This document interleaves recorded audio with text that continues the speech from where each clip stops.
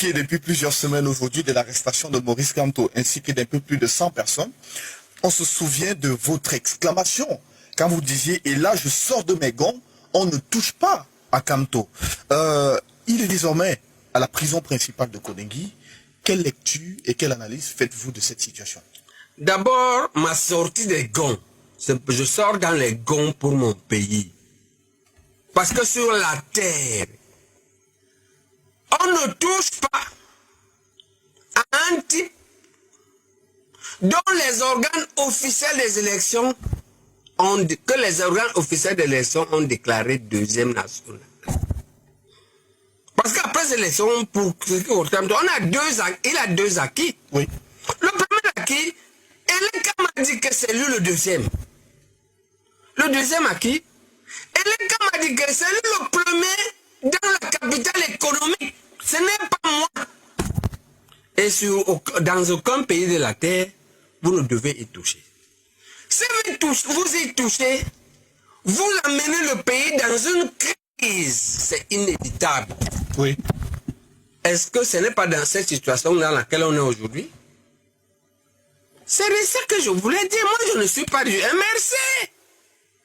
Ce que l'on peut m'accuser, c'est d'avoir des racines bamileke parce que j'ai une femme amileke et que, bon, comme Momo disait, à l'époque, dans les nazis dont Momo parlait, c'était pas seulement les juifs purs. Même si tu avais goûté une fille juive, tu étais juif. Donc je suis bamileke pour avoir goûté, pour avoir eu une femme bamileke, pour avoir les enfants bamileke. C'est ça qu'on peut me reprocher dans la logique de docteur Dieudonné Momo. Ouais. Je suis bamileke. Ok? Oui. Mais à part ça, j'avais des arguments rationnels. Oui. Et nous, en médecine, on a ce qu'on appelle le test thérapeutique. On a outrepassé ma prescription, on a fait. Où en sommes-nous? Et puis maintenant, vous allez voir ce qui va nous arriver. J'espère seulement que le président va nous sortir de cette affaire parce qu'il a la capacité d'arrêter complètement les procédures. Il s'agit de quelle affaire? L'affaire Kamto. C'est une grosse affaire. Si le président ne nous sort pas dans cette affaire, tous ces hauts fonctionnaires qui l'ont organisé, je ne vois pas parmi eux, mais peut-être qu'il y en a, je ne vois pas seulement. Mais en me référant à ce qui s'est passé à poste électoral à la Cour constitutionnelle, ont-ils fait le poids à l'époque? C'est aujourd'hui qu'ils vont faire le poids contre le collectif des avocats de Kamto qui sont probablement ses meilleurs élèves. De l'autre côté, y a-t-il des hommes de la trame de Kamto avec le même engagement pour tenir la contradiction? Moi, je doute. Et ici, si je dois m'adresser au président de la République, je lui dirais, allez-y, de sortir de cette affaire en arrêtant complètement les procédures et en trouvant des interlocuteurs valables à Kamto. Parce que je crois que l'une des choses qui nous a provoqué, qui a poussé à la crise, c'est parce qu'il n'avait pas ces interlocuteurs. Les gens qui ont été chargés de gérer cette affaire, ils n'étaient pas à la hauteur de discuter avec Maurice Kamto. Sinon, on n'aurait pas eu cette crise. Parce que quand Maurice Kamto, quand il écrit que lui, il veut marcher, il écrit les 3 raisons sur ses banderoles. Oui. On pouvait encore discuter avec lui. C'est parce qu'on a raté ce câble-là de discuter avec lui. Parce qu'on ne pouvait même pas engager le dialogue. Si le président nous trouve les gens capables d'engager le dialogue, ils vont engager. Parce que moi, ma lecture politique, c'est quoi? C'est que je ne crois pas que ce qui était sur les banderoles, c'est ça qu'il voulait.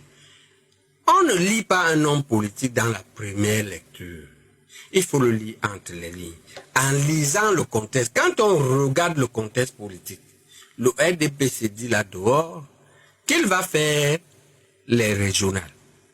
Et les régionales étant indirectes, c'est-à-dire que c'est les conseillers municipaux qui votent.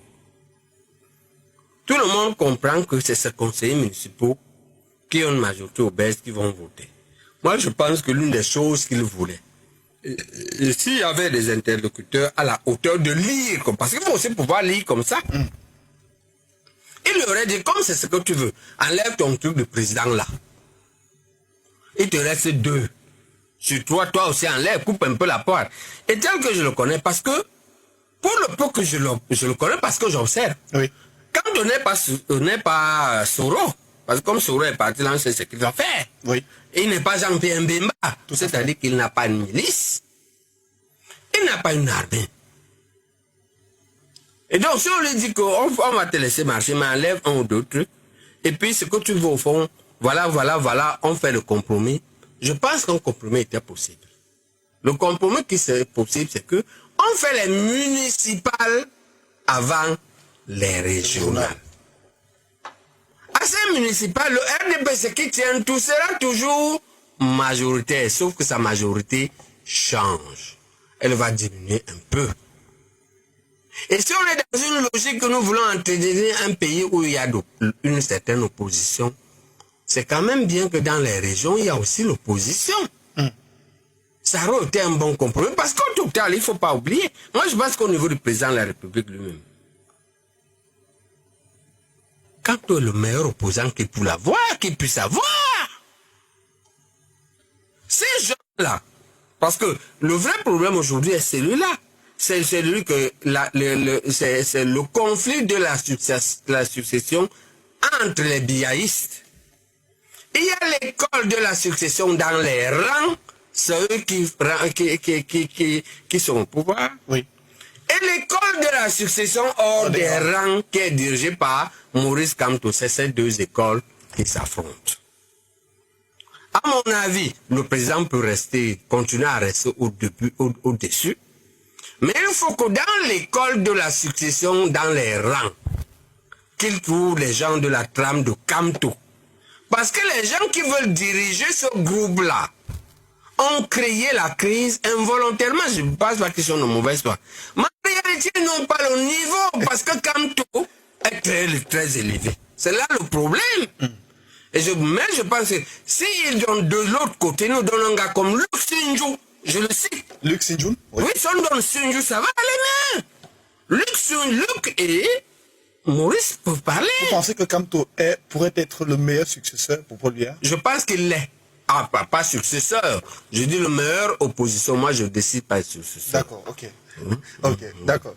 Ok, d'accord, ça va. Alors, aujourd'hui en prison avec Penda et Koka, Albin Zongan et bien d'autres, que va devenir le MRC? D'après vous, le parti doit-il se reconstituer sans ses leaders?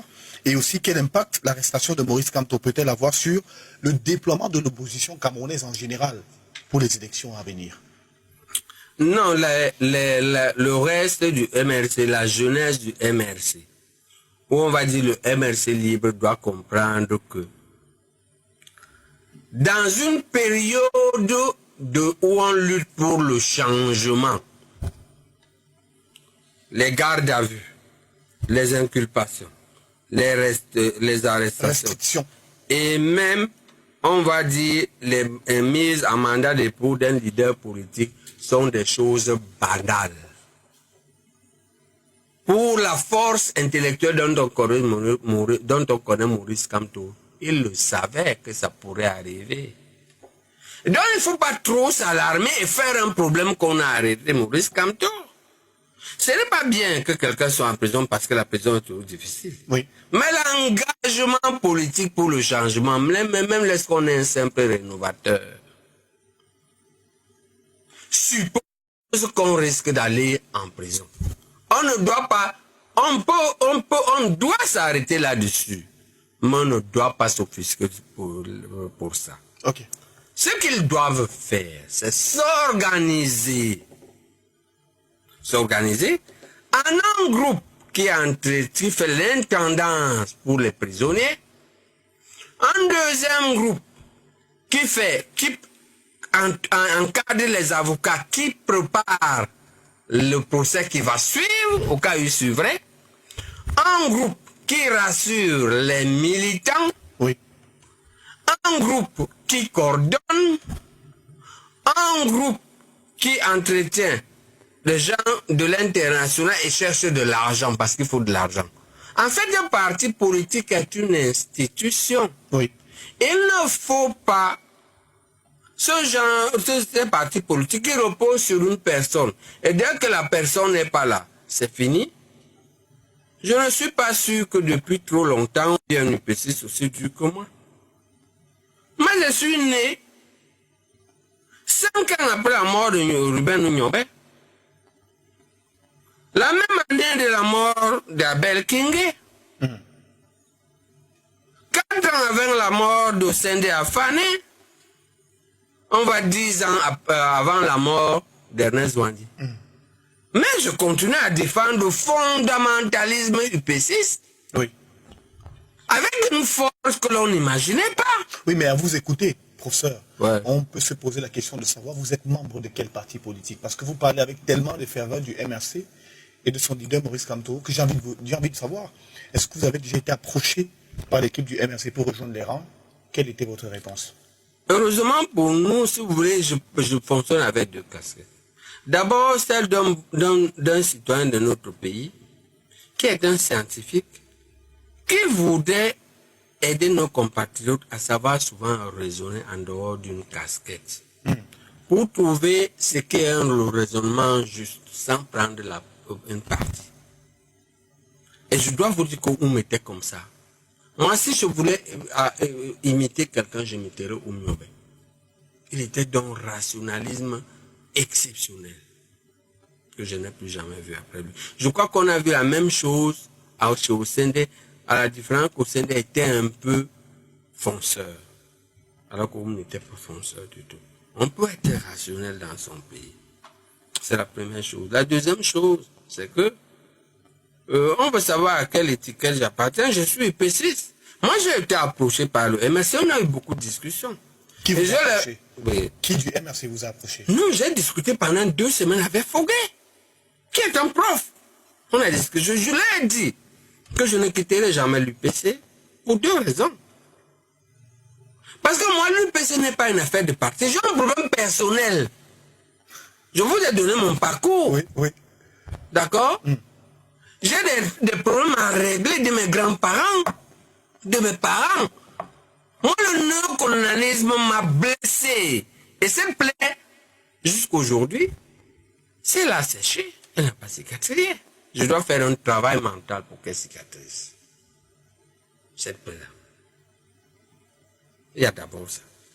Et il y a que, sur le plan maintenant de l'évolution politique, j'estime que le néocolonialisme est la chose la plus dangereuse de l'histoire de l'humanité. Et que nous, le problème de toute l'Afrique n'est pas seulement le problème de l'UPC.